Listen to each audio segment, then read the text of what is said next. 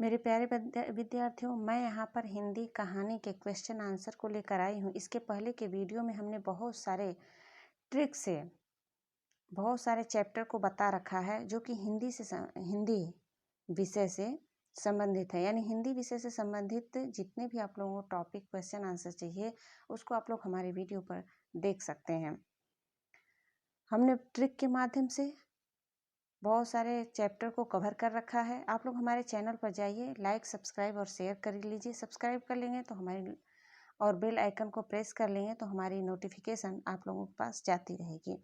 मैं ज़्यादा इधर उधर की बात न करते हुए डायरेक्ट मुद्दे पर आती हूँ, क्योंकि मुझे कम समय में आप लोगों को बहुत सारी चीज़ें बतानी है। तो देखिए यहाँ पर क्वेश्चन को देखिए। द्वितीय विश्व युद्ध की घटनाओं पर आधारित कहानी संकलन संगीनों का साया किसकी कहानी संग्रह है? तो यह प्रभाकर माचवे जी का है। प्रभाकर माचवे ने लिखा है द्वितीय विश्व युद्ध की घटनाओं पर आधारित कहानी संकलन संगीनों का साया।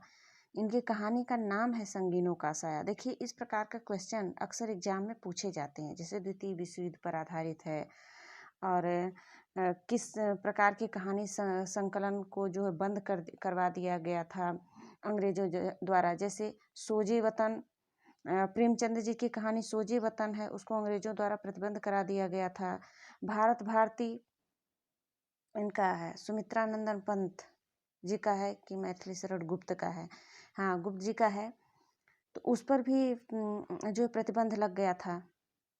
आगे देखिए,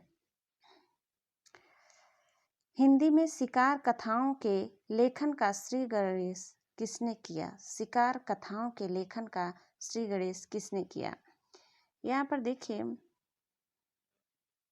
श्री राम शर्मा ने हिंदी में शिकार कथाओं के लेखन का श्री गणेश किया। जीपी श्रीवास्तव की कहानियों में किस चीज की प्रधानता है? आप लोग बताइए। सामाजिक घटनाओं के यथातथ्य चित्रण की, या प्रगतिवादी भावनाओं की, या सेक्स एवं रोमांस की, या फिर हास्य व्यंग्य की? बताइए। जीपी श्रीवास्तव का फुल नेम क्या है? आप लोग सर्च करके बताना, फिर मैं बताऊंगी। देखिए यहाँ पर लेखकों के नाम को शॉर्टकट में करके उनकी इंग्लिश अक्षर का पहले अक्षर, इंग्लिश में जो नाम लिखे जाते हैं उनके पहले अक्षर को भी इस प्रकार से भी कंफ्यूज करने के लिए पूछ देता है। अतः अपनी पकड़ होनी चाहिए पूरी तरह से। इसलिए मैं यहाँ पर हिंदी को थोड़ा बेहतर तरीके से पढ़ाने के लिए आप लोगों के लिए वीडियो लेकर आई हूँ।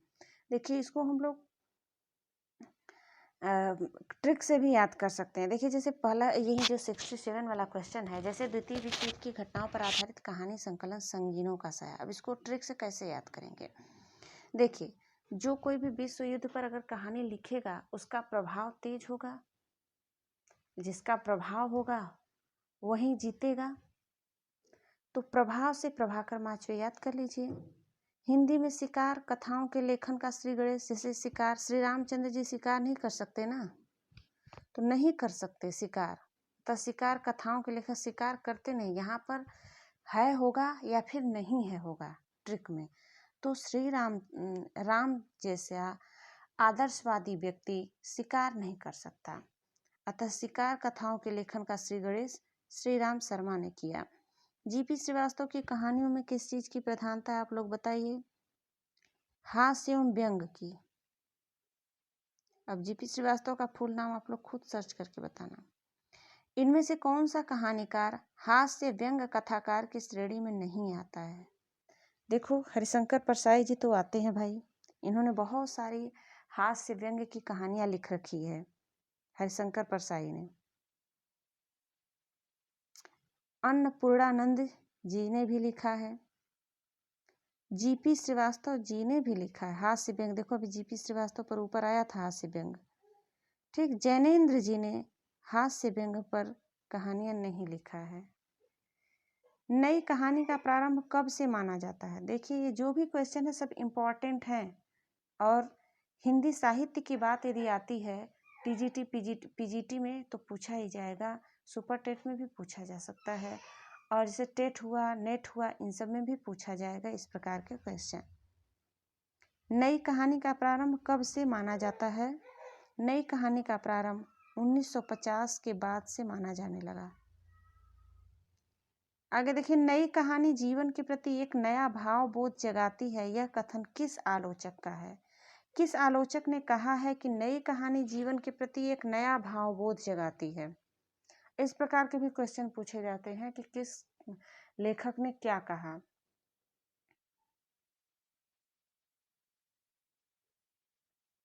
बताइए।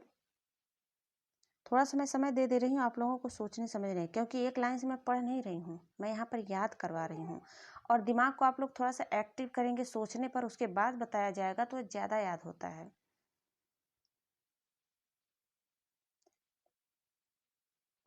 नामवर सिंह, ठीक, डॉक्टर नामवर सिंह ने कहा है कि नई कहानी जीवन के प्रति एक नया भावबोध जगाती है। किस कहानी में विषय की नवीनता के साथ साथ शिल्पगत नवीनता भी विद्यमान है? किसमें है? देखिए, प्रेमचंद विभिन्न कहानी में, नई कहानी में, मनोविश्लेषणवादी कहानी में, या फिर प्रगतिशील कहानी में? लोग सोचिए, विचार कीजिए, किस कहानी में विषय की नवीनता के साथ साथ शिल्पगत नवीनता भी विद्यमान है? नई कहानी में। नई कहानी का सबसे बड़ा वैशिष्ट्य है कथा तत्व का ह्रास। यह कथन किस आलोचक का है? डॉक्टर गणपति चंद्र गुप्त जी का है।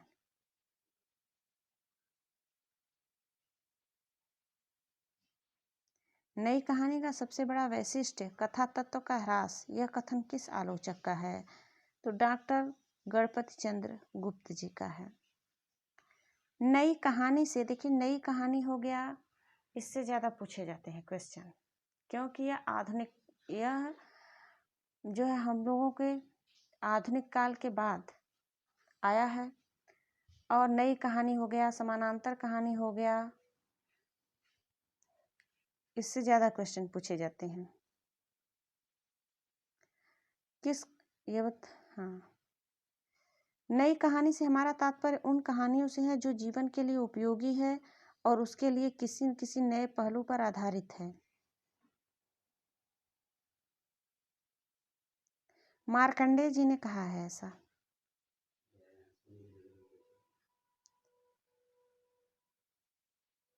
नई कहानी से हमारा तात्पर्य उन कहानियों से है जो जीवन के लिए उपयोगी हैं और उसके लिए किसी न किसी नए पहलू पर आधारित है। यह कथन मार्कंडेय जी का है।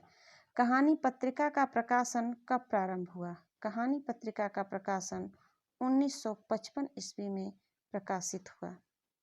इनमें से कौन सा कहानी संकलन मार्कंडेय जी का नहीं है?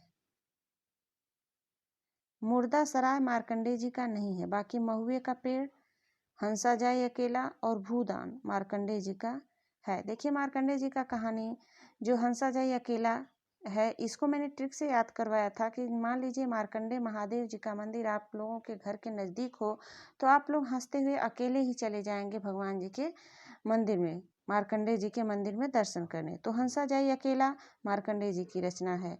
महुए का पेड़, आप लोग इमेजिन करके चलिए कि आपके घर के नज़दीक मार्कंडेय महादेव जी का मंदिर है, वहाँ पर एक महुए का पेड़ है और हंसा जाए और हंसते हुए आप लोग अकेले ही वहाँ पर चले जाते हैं दर्शन करने। कहाँ?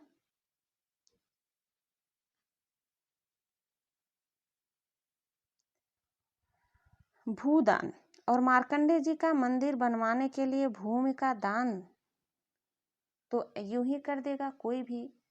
मार्कंडेय महादेव जी का जो मंदिर है उसके आस पास जिसकी ज़मीन होगी वह अपनी ज़मीन का दान दे देगा भगवान जी के नाम पर। हाँ कि हाँ, यहाँ पर आप लोग अन्य मंदिर भी बनवा लीजिए, धर्मशालाएँ बनवा लीजिए इत्यादि के लिए।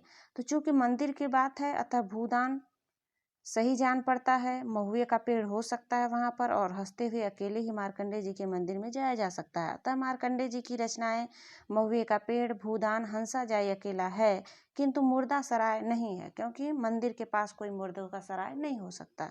ओके, ऐसे आप लोग याद कर लीजिए। 78 का देखिए, शिव प्रसाद सिंह का कहानी संकलन इनमें से कौन सा है?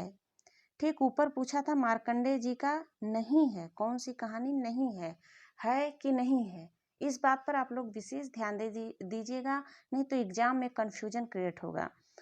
देखिए शिव प्रसाद सिंह का कहानी संकलन इनमें से कौन सा है। आप लोग बिल्कुल भी मेरी वीडियो से मत उबिएगा, क्योंकि मैं एक ही चीज़ को इसलिए बार बार बता रही हूँ क्योंकि ताकि आप लोगों को याद हो जाए। यदि एक लाइन से पढ़ना होता तो मैं पढ़ देती, लेकिन पढ़ना नहीं है, यहाँ पर याद कराना है, समझना है, और याद करने में टाइम लगता है। जो व्यक्ति उबता है उसे याद नहीं हो पाता। अतः आप लोग ध्यान से पढ़िए, समझिए, और जो मैं टाइम दे रही हूँ उतने में अपने दिमाग का भी इस्तेमाल करिए कि हाँ क्या हो सकता है और क्या नहीं हो सकता है, कौन सा सही है कौन सा गलत है ऑप्शन। ओके,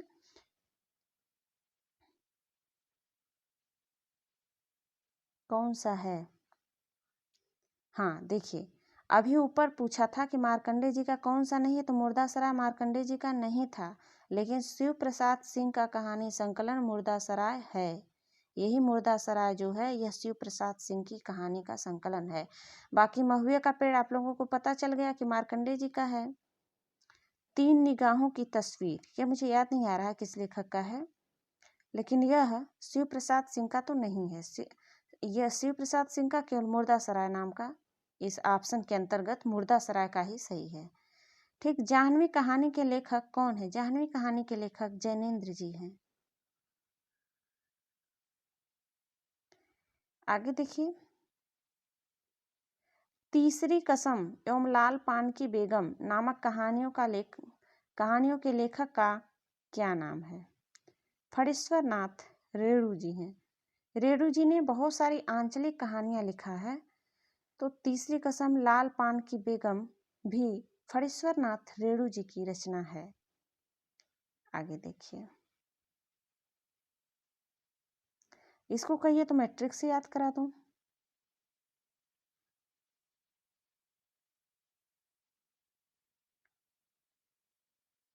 ट्रिक भी तो मैं बताती हुई चल रही हूँ। जाह्नवी में ज और न शब्द आया है, और जैनेन्द्र में भी ज और न आया है। इस प्रकार आप लोग पढ़कर लीजिएगा। जाह्नवी कोई लड़की होती है, और उस पर कहानी लिखे किसने, जैनेन्द्र जी ने। ओके, तीसरी कसम फणीश्वर नाथ रेणु। फणीश्वर नाथ से समझ लीजिए, फण किसके होता है, नाक के पास फण होता है, फन होता है ना नाक के पास।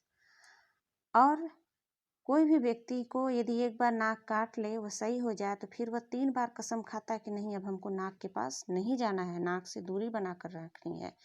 अतः फणीश्वर नाथ रेणु जी की रचना तीसरी कसम है। और लाल